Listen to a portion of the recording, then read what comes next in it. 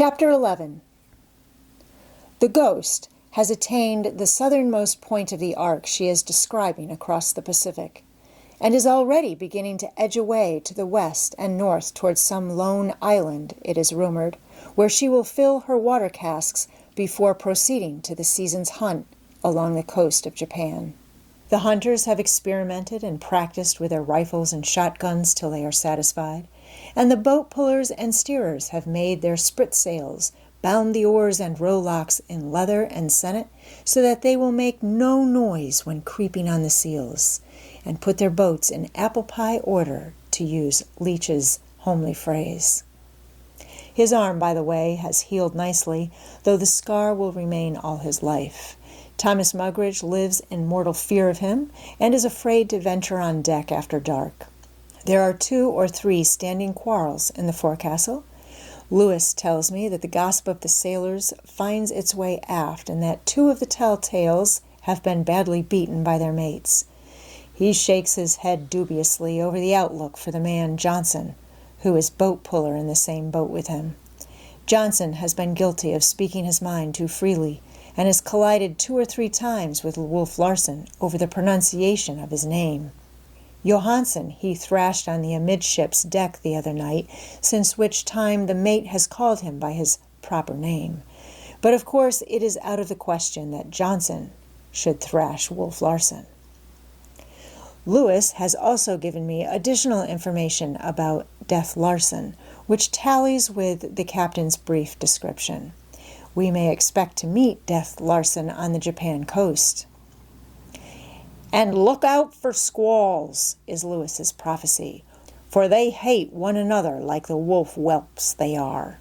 Death Larson is in command of the only sealing steamer in the fleet, the Macedonia, which carries 14 boats, whereas the rest of the schooners carry only 6.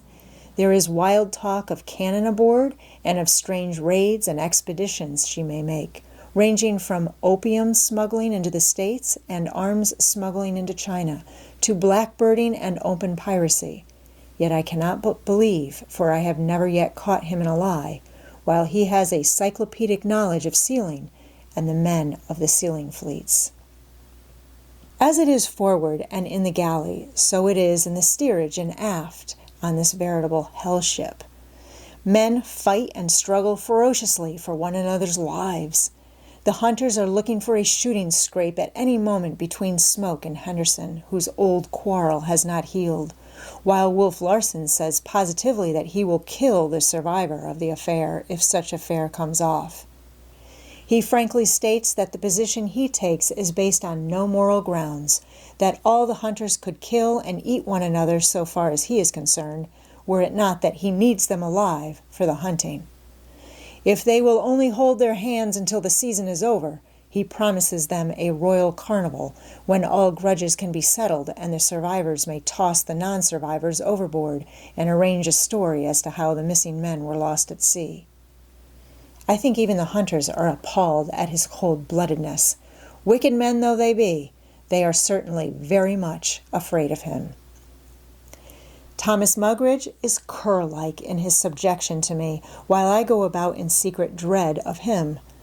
His is the courage of fear, a strange thing I know well of myself, and at any moment it may master the fear and impel him to the taking of my life. My knee is much better, though it often aches for long periods, and the stiffness is gradually leaving the arm which Wolf Larson squeezed. Otherwise I am in splendid condition. Feel that I am in splendid condition. My muscles are growing harder and increasing in size. My hands, however, are a spectacle for grief. They have a parboiled appearance, are afflicted with hangnails, while the nails are broken and discolored, and the edges of the quick seem to be assuming a fungoid sort of growth. Also, I am suffering from boils due to the diet, most likely, for I was never afflicted in this manner before. I was amused a couple of evenings back by seeing Wolf Larson reading the Bible, a copy of which, after the futile search for one at the beginning of the voyage, had been found in the dead mate's sea chest. I wondered what Wolf Larson could get from it, and he read aloud to me from Ecclesiastes. I could imagine he was speaking the thoughts of his own mind as he read to me, and his voice, reverberating deeply and mournfully in the confined cabin, charmed and held me. He may be uneducated, but he certainly knows how to express the significance of the written word. I can hear him now, as I shall always hear him, the primal melancholy vibrant in his voice as he read. I gathered me also silver and gold, and the peculiar treasure of kings and of the provinces. I gat me men singers and women singers, and the delights of the sons of men, as musical instruments, and that of all sorts. So I was great, and increased more than all that were before me in Jerusalem. Also my wisdom returned with me. Then I looked on all the works that my hands had wrought, and on the labor that I had labored to do. And behold, all was vanity and vexation of spirit, and there was no profit under the sun. All things come alike to all. There is one event to the righteous and to the wicked, to the good and to the clean and to the unclean, to him that sacrificeth and to him that sacrificeth not. As is the good, so is the sinner.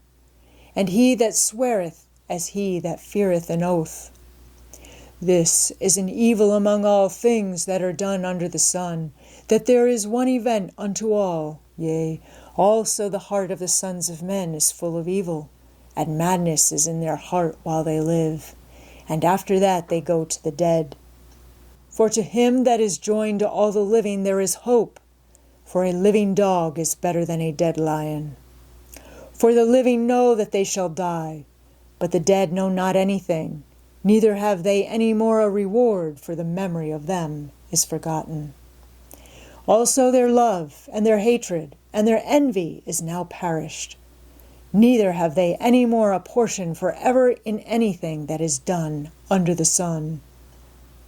There you have it, Hump, he said, closing the book upon his finger and looking up at me. The preacher who was king over Israel in Jerusalem thought as I think. You call me a pessimist. Is not this pessimism of the blackest? All is vanity and vexation of spirit. There is no profit under the sun. There is one event unto all, to the fool and the wise, the clean and the unclean, the sinner and the saint, and that event is death, and an evil thing, he says. For the preacher loved life and did not want to die, saying, For a living dog is better than a dead lion. He preferred the vanity and vexation to the silence and unmovableness of the grave. And so I. To crawl is piggish, but to not crawl, to be as the clod and rock, is loathsome to contemplate. It is loathsome to the life that is in me, the very essence of which is movement, the power of movement, and the consciousness of the power of movement. Life itself is unsatisfaction, but to look ahead to death is greater unsatisfaction. You are worse off than Omar, I said. He, at least, after the customary agonizing of youth, found content and made of his materialism a joyous thing. Who was Omar? Wolf Larson asked, and I did no more work that day, nor the next, nor the next.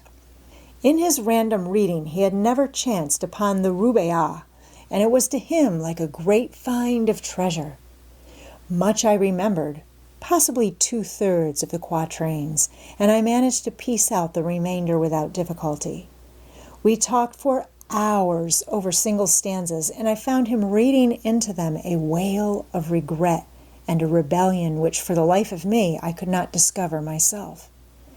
Possibly I recited with a certain joyous lilt which was my own, for his memory was good, and at a second rendering, very often the first, he made a quatrain his own.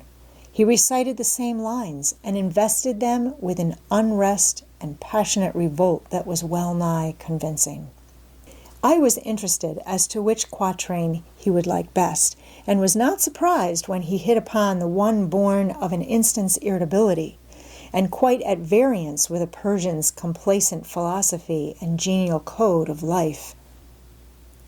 What without asking, hither hurried whence, and without asking, whither hurried hence. Oh, many a cup of this forbidden wine must drown the memory of that insolence. Great, Wolf Larson cried. Great, that's the keynote. Insolence. He could not have used a better word. In vain I objected and denied. He deluged me, overwhelmed me with argument. It's not the nature of life to be otherwise. Life, when it knows that it must cease living, will always rebel. It cannot help itself. The preacher found life and the works of life all a vanity and vexation, an evil thing. But death, the ceasing to be able to be vain and vexed, he found an eviler thing. Through chapter after chapter he is worried by the one event that cometh to all alike. So Omar, so I, so you, even you, for you rebelled against dying when Cookie sharpened a knife for you. You were afraid to die. The life that was in you, that composes you, that is greater than you, did not want to die. You have talked of the instinct of immortality. I talk of the instinct of life, which is to live, and which, when death looms near and large, masters the instinct, so-called, of immortality. It mastered it in you. You cannot deny it, because a crazy Cockney cook sharpened a knife.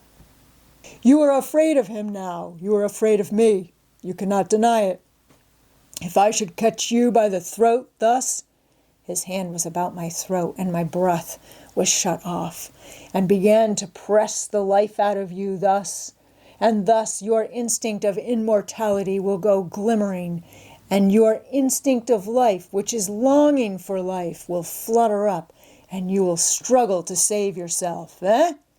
I see the fear of death in your eyes. You beat the air with your arms. You exert all your puny strength to struggle to live. Your hand is clutching my arm. Lightly it feels as a butterfly resting there. Your chest is heaving, your tongue protruding, your skin turning dark, your eyes swimming. To live, to live, to live, you are crying. And you are crying to live here and now, not hereafter. You doubt your immortality, eh? You are not sure of it. You won't chance it. This life only you are certain is real.